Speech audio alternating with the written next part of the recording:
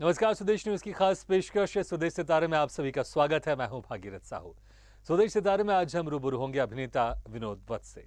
विनोद वत्स का जन्म हरियाणा के कैथल में हुआ। 9वीं क्लास से ही रंगमंच में अभिनय शुरू कर दिया था। फिर मुंबई का रुख किया और वहां टीवी सीरियल हम लोग से टीवी जगत में कदम रखा।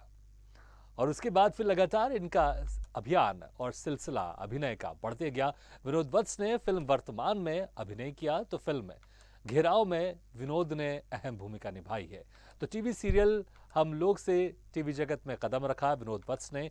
विनोद ने धारावाहिक एकलव्य में भी अभिनय किया है, जो अभी हाल ही में कोरोना के समय इसका प्रसारण हो रहा था।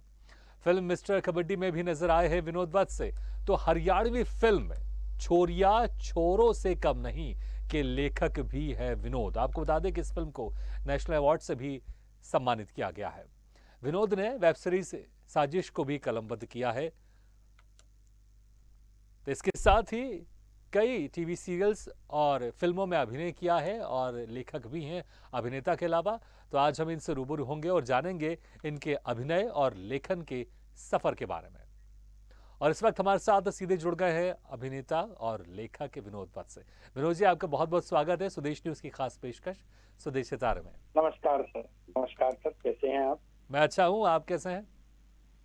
मैं बहुत बढ़िया हूँ, आप सुनाइए। अच्छा, ये बताइए आपकी आवाज कि सुन रहा अभी था। अभी अभी मैं आपसे आपके बारे में जानूंगा, लेकिन अभी आप जहां पर है वहां पर मौसम कैसा है? बरसात कैसे हो रही है? मौसम सुहावना हुआ कि नहीं हुआ? मुंबई का मौसम तो बहुत ही सुहावना हो चुका है और जी। मान के चलें कि अच्छी खासी बरसात हो रही थी हाँ। और अभी थोड़ा सा अभी बरसात रुकी हुई है। अच्छा, अक्सर सुनने में आता है कि मुंबई में जब भी बरसात होती है तो घुटने घुटने तक पानी भर जाता है, और खासकर वो कलाकार जो ऑडिशन देने के लिए जाते हैं उनको बड़ी समस्या का सामना करना पड़ता है। जी, वो क्या है कि आप ये मान के चलें कि जब पानी बढ़ जाता है ना, क्योंकि यहाँ हाँ पर जो बारिश की मात्रा है बहुत बहुत तेजी से होती है जी। और इतनी इतनी तेजी से बारिश होती है कि यहाँ पर पानी डेफिनेटली कुछ निचले हिस्सों में भर जाता है। हमारे साथ कल एक कलाकार जुड़े थे, वो कहते थे कि एक समय वो भी दौर था जब बरसात होती थी और जब वो स्ट्रगल कर रहे थे तो घुटने घुटने पर पानी जी, भरा हुआ था, तब भी वो उससे होकर गुजरते हुए ऑडिशन देने जाते थे वो। तो ये बताइए कि आपकी शुरुआत कैसे हुई? जब आप मुंबई में आए तो मुंबई में कैसा नज़ारा था जो आप सोच कर आए थे? क्योंकि आपने बहुत छोटे से, जब आप स्कूल में थे तब से आपने रंगमंच शुरू कर दिया था। तो जब आप मुंबई पहुंचे तो शुरुआत के जो समय रहता है वो बड़ा डिफिकल्ट होता है। कहाँ जाना है, किन से मिलना है, किधर रहना है, तो रहना, खाना पीना, सब तमाम तरह की परेशानियां तो रहती ही हैं। और जो सपने हम लेकर आते हैं मुंबई, उन सपने को भी पूरा करना रहता है। तो कैसी थी शुरुआती जद्दोजहद आपकी मुंबई में?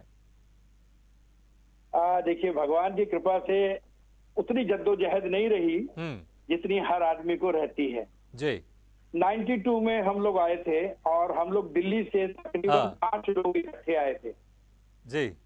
हम 5 दोस्त थे जो इकट्ठे आए थे और हमारे ही ग्रुप के अंदर प्रयोग नाम की एक संस्था थी। हाँ। एम के रैना उनके उस्ताद थे। हम्म। तो उनके ग्रुप के अंदर एक लेडी थी, आंचल मल्होत्रा। जी। उन्होंने एक फिल्म बनानी चाहिए वर्तमान, और उसके लिए वो हम लोगों को लेकर मुंबई आई थी। हम्म। और मुंबई आने के बाद हमको लगा कि हम तो रातों रात स्टार हो जाएंगे, क्योंकि जो जिस तरह का माहौल था, जिस तरह की शूटिंग चल रही थी, जी। तो हमको लगा था कि बस अब तो ये फिल्म रिलीज होगी और हमको मतलब हवाएं लग जाएंगी। जी। लेकिन लेकिन शायद ईश्वर को मंजूर नहीं था। हाँ 95 में पिक्चर रिलीज हुई और बहुत से लोगों ने कहा भी प्रोड्यूसर से कि अभी टाइम अच्छा नहीं है, बड़ी फिल्में साथ में हैं, हाँ। आप मत रिलीज कीजिए, लेकिन वो नहीं मानी और पिक्चर ने पानी नहीं मांगा। अच्छा। पिक्चर कहाँ गई, कैसे गई, पता नहीं लगा। जी। और उसके बाद हमारे स्ट्रगल के दिन शुरू हुए। अब आदमी क्या सोच के जाए वापस दिल्ली? जी। अरे बड़े बड़े बड़े बातें करते थे, मुंबई के अंदर फिल्म कर रहे हैं, ये कर रहे हैं, वो कर रहे हैं, हाँ। और यहाँ तो फिल्म ने पानी नहीं मांगा। तो अल्टीमेट हम लग गए, हम हाँ जुड़ गए कि अब मुंबई में ही रहना है और मुंबई में ही काम करना है। जी। तो पहला सीरियल मैंने यहाँ पर किया था युद्ध। कुशान नंदी उसके डायरेक्टर थे, प्रतीश नंदी बहुत बड़े पत्रकार है, उनके बेटे थे ये। जी। और उसमें तकरीबन मैंने 40 एपिसोड किए थे एज एन एक्टर, और वो सीरियल बहुत अच्छा चलता था। लेकिन बदकिस्मती ये थी कि वो जैन टीवी पे आता था। अच्छा। उस टाइम पे जैन टीवी और जी टीवी साथ साथ आए थे।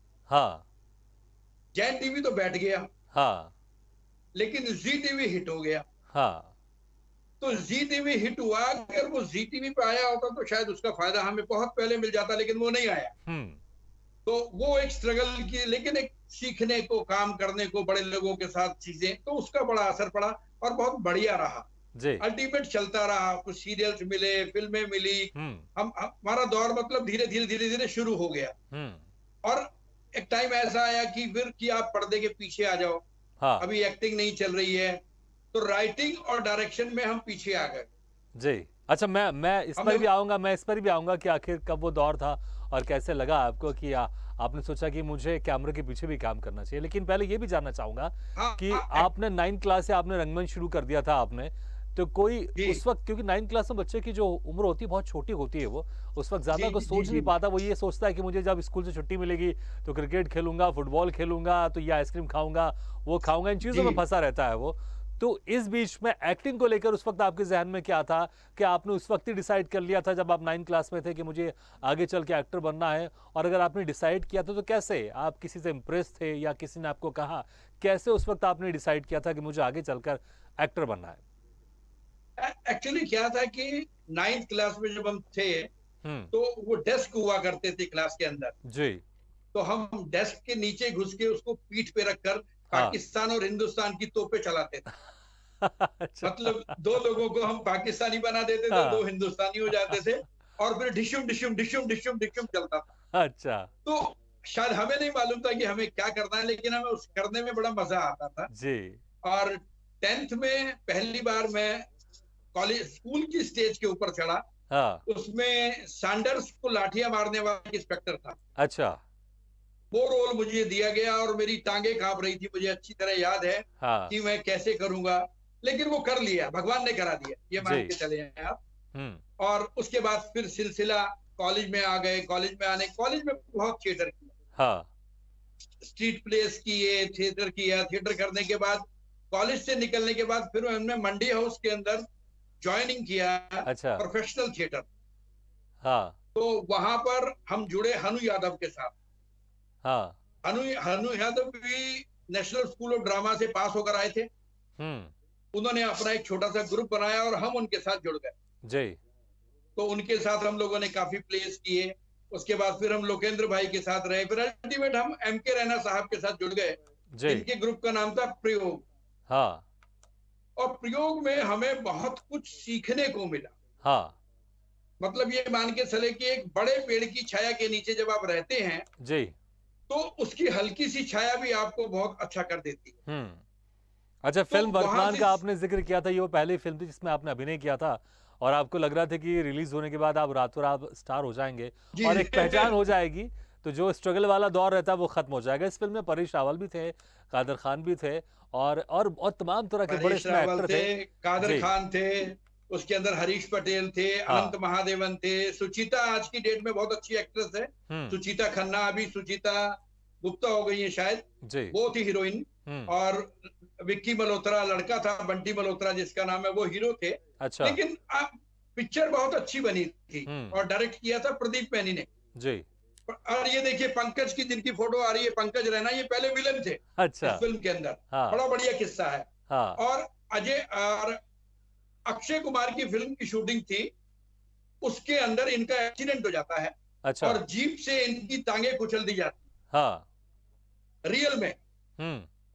और ये बिस्तर में आ जाते हैं, अच्छा, रियल इनका में, मतलब रोल आप जो की बता बड़ी रहे हैं ये, कोशिश कर। आप जो बता रहे हैं ये रियल में उनके साथ एक्सीडेंट हो गया था शूटिंग के समय? यस यस, हम्म। पंकज रैना के साथ, ये अपना पंकज बैरी के साथ एक्सीडेंट हो गया था। अच्छा। और ये बिस्तर में तकरीबन 1.5 साल रहे। जी बिल्कुल, हमारे साथ जुड़े थे, मुझे भी याद है, हमारे साथ जुड़े थे, ये बता रहे थे कि वो जी जी दौर बड़ा जी। उनके लिए डिफिकल्ट था और उनको लग रहा था कि शायद अब और वापसी नहीं कर पाएंगे वो। यस, और उस वक्त पे फिर शिवा को विलन लिया गया, हम्म।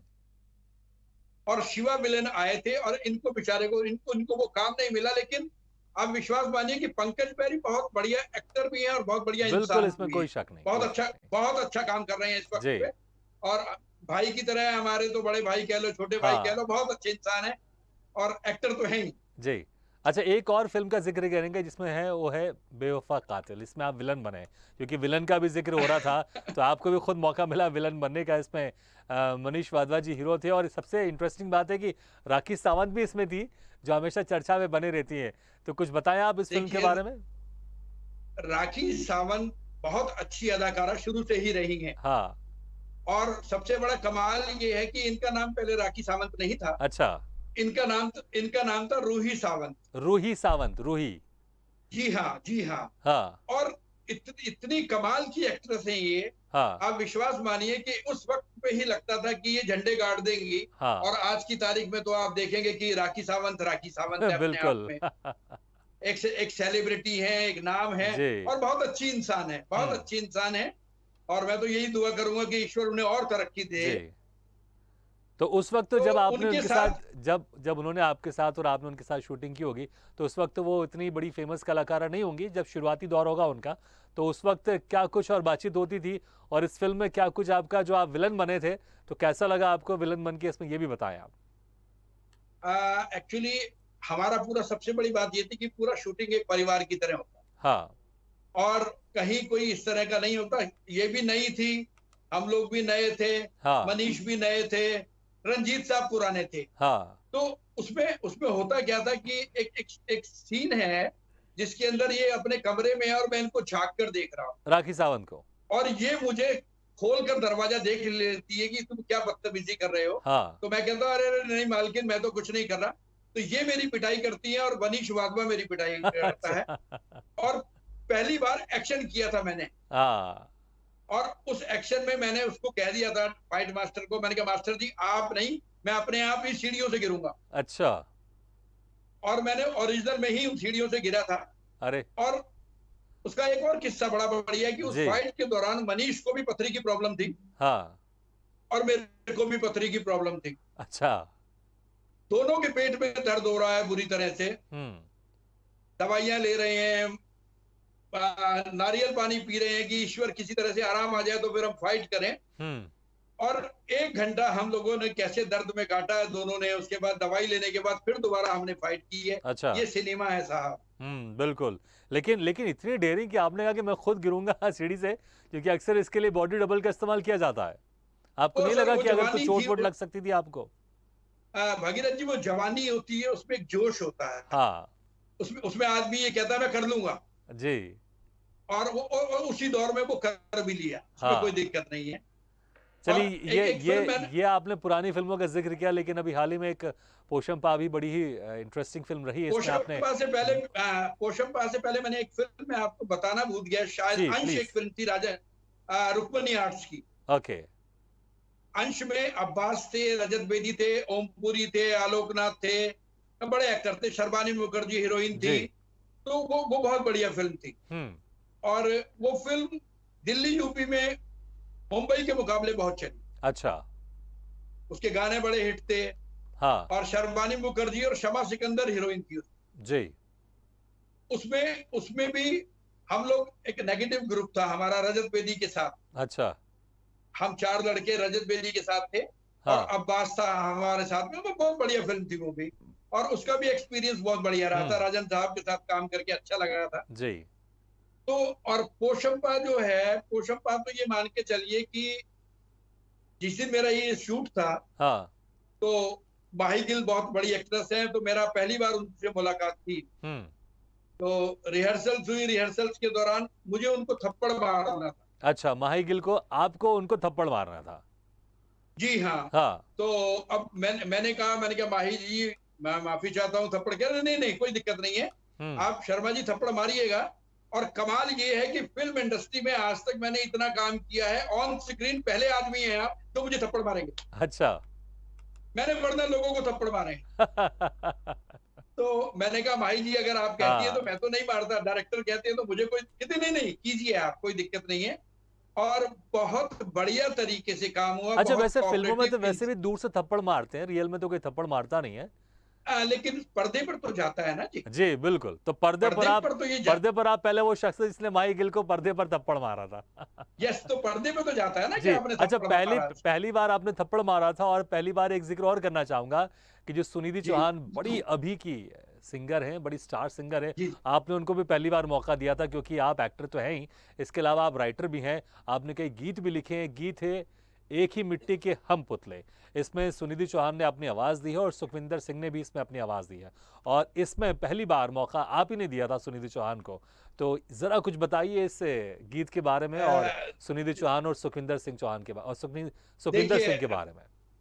भागीरथी जी, देने वाला मौका तो परमात्मा है। जी, लेकिन हम तो जरिया कुछ तो नहीं, कोई ना कोई हम होता तो है, कारण जरिया तो कोई बनते ना कोई थे। होता है और जरिया वो आप बने थे आप। बस ये कहिएगा, इनके पापा बहुत बढ़िया एक्टर हैं, श्री राम रेपेट्री में हुआ करते थे, जी। मतलब हैं, अब नहीं काम करते वहाँ। और इनकी बिटिया थी बहुत छोटी, हाँ, तो इन्होंने कहा मेरी बेटी बहुत अच्छा गाती है। जी। तो हम क्या हमने उम्र कहा होगी भाई उस वक़्त सुनाओ। सुनिधि की? तकरीबन आई थिंक 7 या 8 साल की उम्र। अच्छा, और उस वक्त में भी बिटिया इतना अच्छा गाती थी कि पूछिए मत। अच्छा, तो हमने कहा एक काम करते हैं, नेशनल इंटीग्रेशन के लिए गाना रिकॉर्ड करते हैं हाँ, और इस गाने को इस बिटिया से गवाते हैं। जी, तो हमने करोल बाग में उसकी सिमरन स्टूडियो के अंदर रिकॉर्डिंग की थी। हाँ, और उस जमाने में 15,000 रुपए लगे थे मेरे, अच्छा ये मान पूरे, लीजिए आप। हाँ, ये 90s की बातें बता रहा हूं मैं आपको। 15,000 रुपए उस जमाने में बहुत बड़ी बात होती है। बिल्कुल, बिल्कुल, बिल्कुल। मैं इसमें और एक चीज़ ऐड करना चाहूँगा। मैंने फ़ेसबुक में कई ऐसे कलाकारों को देखा है जिनका स्टूडियो है, वो आज भी 15,000 में एक गाना कंप्लीट कर देते हैं, आज भी। तो आप सोचिए 90s में वो 15,000 कितनी बड़ी बात होगी। हाँ, बस वो क्या है कि ये सब मतलब परमात्मा करा देता है सर, हम कुछ नहीं करते। तो उस दौरान वो गाना रिकॉर्ड हुआ, हाँ, बच्ची ने गाना गाया, लेकिन वो गाना हम लोग कंप्लीट नहीं कर पाए। अच्छा, मतलब उसका हम वीडियो नहीं बना पाए, कुछ हाँ, कारण ऐसे थे। और वो गाना रुका रहा। हाँ, कहते हैं ना, जब जिसका वक्त होता है तभी वो आता है। जी, अब पिछले 3 या 4 साल के बाद मैंने नए आर्टिस्टों के साथ उस गाने को लोड किया यूट्यूब के ऊपर। अब उसका वक्त आया हाँ, जब सुनिधि स्टार बन चुकी है। जी, सुनिधि मतलब स्टार कहिए तो बहुत बड़ी स्टार, बिल्कुल, बिल्कुल। है ना। तो आज की डेट में तो वो मतलब उसका नाम हमारे साथ जुड़ता है तो बहुत बड़ी बात है, हम ये कहेंगे। जी। और बड़ी अच्छी इंसान है, तो बहुत आपने उन्हीं बढ़िया की है। आवाज़ जो बचपन में उन्होंने गाना गाया था, वही आवाज़ को आपने रखा है या किसी और से आपने गवाया वही था? वही ना ना ना वही अच्छा, आवाज बचपन रखी वाली है। आवाज़ को। वही आवाज रखी है। बिल्कुल, तो मैं वो उसकी चाहूँगा और प्रोग्राम के बाद आप वो लिंक मुझे भेजिएगा, क्योंकि मैं भी सुनना चाहूँगा कि 7-8 साल की उम्र में सुनिधि चौहान की आवाज़ किस तरह 100%। से थी। उसमें कोई शक मैं नहीं, बड़ी आपको खूबसूरत आवाज़ उस वक़्त भी थी उनकी। मैं अब उसका लिंक आपको भेजूंगा। जी, और इसमें सबसे बड़ा कमाल ये कि सुखविंदर साहब जो हैं हाँ, उस जमाने में हिट थे, बहुत अच्छा, सुपर डुपर हिट थे। जी, तो हम गाना रिकॉर्ड कर रहे थे बगल वाले उसमें, और इधर ही रिकॉर्ड कर रहे थे सुखविंदर साहब का। हाँ, तो बाहर उनके सेक्रेटरी थे, उनका मुझे नाम याद नहीं है। मैंने उनसे पूछा कौन गा रहा है। हाँ, तो उन्होंने कहा अरे भाई सुखविंदर गा रहे हैं, बहुत बड़े सिंगर हैं जिनकी बड़ी बड़ी फिल्में हिट हुई हैं। जी। तो मैंने कहा भाई हमारा भी गाना गा देंगे। तो कहते हैं ऐसे कैसे भाई। मैंने कहा भाई हमारे पास देने को तो कुछ नहीं है, हम तो देश के लिए गाना बना रहे हैं, जी, अगर गा दे तो बड़ी मेहरबानी है। हाँ, तो उसने कहा सर ऐसा नहीं हो सकता, ये तो हाँ, बड़े सिंगर है, बहुत पैसा लेते हैं। जी, तो मैंने कहा एक काम करता हूँ, कोई बात नहीं। तो मैंने अलाप सुना उनका, हाँ, अंदर वो एक अलाप दे रहे थे। तो मैंने जैसे ही दरवाजा खोला, अलाप खत्म हो चुका था, मैंने नमस्ते की। मैंने कहा, सुखविंदर जी आप बहुत बढ़िया गा रहे हैं। जी, एक नेशनल इंटीग्रेशन के ऊपर एक छोटा सा गाना मैं बना रहा हूँ, हाँ, और मैं चाहता हूँ कि इसमें थोड़ा सा आप, अगर इसके अंदर एक अलाप है 8 बीट का, वो अगर आप गा दें हाँ, तो अच्छे मूड में थे। कहते सुनाओ। हाँ, तो हमने उनको वो सुनाया ट्रैक अपना, और उस ट्रैक पे का मैंने कहा ये 8 बीट आपको अलाप देना है। हाँ, तो उनके वर्ड्स ये थे, क्या हम इतने बुरे सिंगर हैं कि सिर्फ हमसे अलाप ही गवाओगे, गाना नहीं गवाओगे। तो विश्वास मानिए अकल नहीं थी। हाँ, मैं यही कहूंगा कि हमें अकल नहीं थी। मैंने उनसे कहा नहीं नहीं सर, बाकी लाइन तो मेरा दूसरा सिंगर गा रहा है, हाँ, आपको सिर्फ अलाप गाना है। और उन्होंने अलाप गाया। तो ये सादगी कह लीजिए, ईमानदारी कह लीजिए जी, आप। और उन्होंने वो अलाप गाया बिना जी, किसी पैसा लिए। बहुत बढ़िया। मैं तो उनके लिए भी दुआ करता हूँ कि ईश्वर उन्हें और तरक्की दे। जी, बिल्कुल। अच्छा, तो सर एक ये सिलसिला ऐसे चलता रहा। जी, आप सिंगर तो हैं ही आप और राइटर भी हैं, जिसे हमने पहले ही ज़िक्र किया था, और आपकी एक किताब है लफ्ज़ों की गूंज, जिसमें शायरी भी है, गज़ल भी है, भजन भी है और कविताएँ भी हैं। तो जी, ये वो किताब अच्छा, ये वो किताब है। आप थोड़ा-सा अपने सामने रख लेंगे तो प्रॉपर दिख जाएगी। जी, ये हाँ, बिल्कुल, ये वो किताब है आपकी। तो इस किताब में से कुछ हम शायरी या शेर या गजल सुनना चाहेंगे जो आपके द्वारा लिखी गई हैं? मैं आपको पहले 4 लाइनें सुनाता हूँ, फिर आपको शेर और गजल जी बिल्कुल बिल्कुल। कि शब्द बुनकर कहानी बनाता हूँ, उसमें घटनाओं के मोती सजाता हूँ, वाह। फिर उतारता हूँ सोच को कागज पे, तब कहीं जाके कहानी लिख पाता हूँ। बहुत खूब। और हरियाणवी के बारे में है कि मैं छोरी हरियाणे की, मैं सब पे भारी। वाह। मैं छोरी हरियाणे की, मैं सब पे भारी, मुझते लिए न पंगा, मैं ना अबला नारी। वाह। युग बदला, इब बदल गई भारत की नारी, इसीलिए है आज छोरियां छोरों पे भारी। वाह। ये आपने कब लिखा था? और छोरिया छोरों से भारी ये, आपने? ये तो लेटेस्ट अभी लिख के है अच्छा सवेरे अच्छा। आपके लिए। बहुत खूब। और किताब में से सुनिएगा आप प्लीज। कि अजीब शहर है बैसाखियों पे चलता है। वाह। अजीब शहर है बैसाखियों पे चलता है, यहाँ पर सूरज रात में निकलता है। वाह। सच यहाँ रोता है मक्कार पूजे जाते हैं। हम्म। सच यहाँ रोता है मक्कार पूजे जाते हैं, इसी शहर में अंधा आकर के चलता है कि हर एक आदमी मुंसिफ बना बैठा है यहाँ। बहुत खूब। मुंसिफ का मतलब होता है थानेदार, जज। जी। हर एक आदमी मुंसिफ बना बैठा है यहाँ, जिससे पूछो कातिल का सगा मिलता है। अजीब शक्लें हैं यहाँ पर इंसानों की, हर एक आस्तीन में खंजर यहाँ मिलता है। हर एक आस्तीन में खंजर यहाँ मिलता है। बहुत खूब। और एक और आपको एक माँ की चिट्ठी सुनाता हूँ। जी माँ अपने बेटे से क्या कहती है? प्लीज। अपने वतन की माटी की खुशबू क्या तुझको तड़पाती नहीं है? हम्म। अपने वतन की माटी की खुशबू क्या तुझको तड़पाती नहीं है? बरसों बीते चेहरा देखे, क्या माँ की याद सताती नहीं है? बहुत खूब।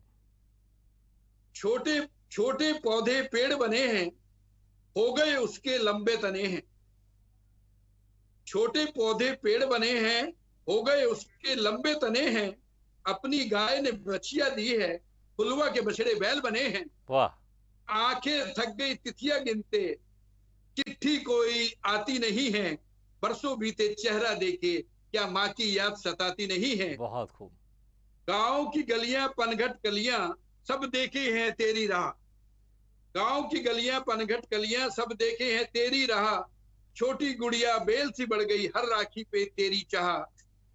बाप भी झुककर चलने लगा है, मेरी खांसी जाती नहीं है। बरसों बीते चेहरा देखे, माँ की याद सताती नहीं है। और अंत में है कि दौलत शोहरत खूब कमाई, अब तू वापस घर को आ। वाह। दौलत शोहरत खूब कमाई, अब तू वापस घर को आ। भाई के कंधे से मिलकर भाई का तू हाथ पटा। अब उससे माँ बाप की गठरी अकेले उठाई जाती नहीं है। बरसों बीते चेहरा देखे, क्या माँ की याद सताती नहीं है? अपने वतन की माटी की खुशबू क्या तुझको तड़पाती नहीं है? अपने वतन की माटी की खुशबू क्या तुझको तड़पाती बहुत नहीं? खूब बहुत खूब। मैं पहले से आपको इनवाइट कर रहा हूँ, अगर कभी कहीं अगर गज़लों का अगर कोई शेर शायरी का अगर कुछ अगर कहीं होता है या कविताओं का कुछ अगर दौर चलता है तो मैं ज़रूर हम आपको इनवाइट करेंगे, क्योंकि बहुत खूब लिखते हैं आप। चाहे कविताएं हो, कोई चाहे नहीं, शेर हो, चाहे गज़ल हो, बहुत खूब शुक्रिया लिखते हैं आप। अच्छा, एक फिल्म है उसका मैं जिक्र ज़रूर करना चाहूँगा। शुक्रिया हरियाणवी फिल्म है छोरिया छोरों जी। से कम नहीं। इस फिल्म को नेशनल अवार्ड भी मिला है और इसके राइटर भी हैं आप। तो ज़रा इस फिल्म के बारे में आप थोड़ा बताएं, क्योंकि लिखी हुई चीज़ों का देखिए, अगर नेशनल अवार्ड मिलता इस है तो फिल्म वाकई का बड़ी खुशी श्रेय होती है। जाता है, यस, शुक्रिया। जी। इस फिल्म को श्रेय जाता है राजेश बब्बर जी को। हम्म। राजेश बब्बर इस फिल्म के डायरेक्टर हैं। हम्म। और उन्होंने मुझसे कहा कि इसके ऊपर एक कहानी लिखनी है, जी। और वो कहानी लिखी गई और फिल्म बन गई। हम्म। तो salute to Rajesh Babbar. Ji.